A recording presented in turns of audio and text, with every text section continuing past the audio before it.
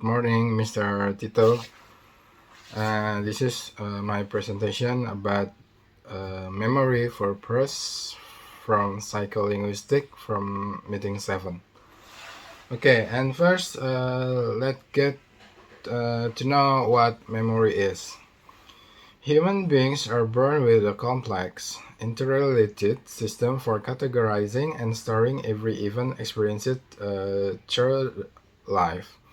Audio, visual, sensory, and emotional information is integrated, yielding images that are linked to lexical items as events. These are stored in memory. Not all information is equally easy to recall, since different types or events are stored in different parts of memory, based on significance.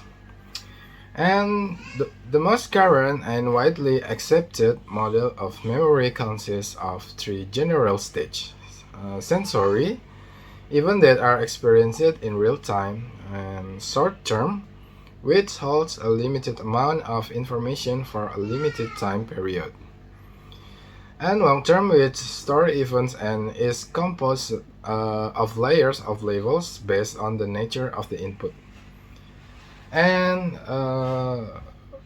talk about memory has played an integral part in listening from the moment the first sound hits our ears to our memory, years later, of what was said in the process of construction. It is halfway from it. In the utilization process, it is the place where new information is stored. Requested information is taught and planned action are placed. It is also an archive of facts and general knowledge used in inferring indirect meanings. So, what affects memory? Since memory for prose depends on many factors, the first being the type of language. It is an ordinary conversation fragment, a formal lecture, a play, a poem, or a list or unrelated sentences in psychological experiment.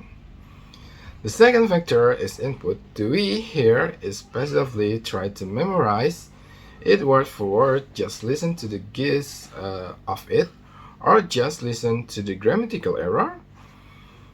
Okay, and the third is retention interval. Did we hear about it a moment ago or a year ago? And the last factor is the output. Are we trying to remember it word by word, or just trying to decide whether the experimental sentence is what we heard initially or not?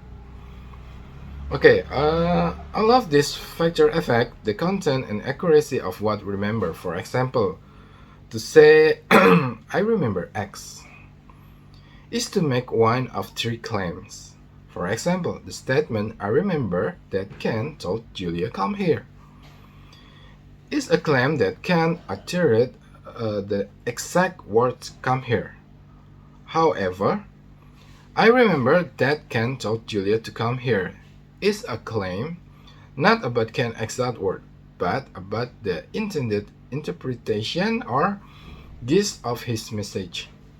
Again, I remember when Colin's Gettysburg Address is a claim about one's ability to repeat the speech word for word. It is not a claim about an event that took place at the time, something come into memory, but about an enduring piece of general knowledge. Okay, memory for prose is complicated product of how the prose is studied, how its content is represented in memory, and how retained information is used in reconstruction the original prose. Normally, people study speech by listening to it for its meaning and by discerning its word for word content quickly.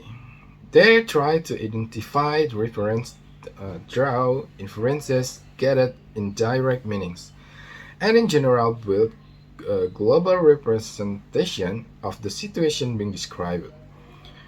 When they later try to remember this speech, fail miserably on its verbatim content. They confuse different names for the same river, sentence with their implication and piece of a global representation with one another. Yet when they have to, people can study speech word for word and later recall in verbatim. Memorization, however, usually requires repetition and special concentration on the surface feature of the speech to be remembered. Okay, Mister, that's all about memory in Prose from meeting 7. This is the presentation for midterm exam for psycholinguistic. Okay, and have a nice day and thank you.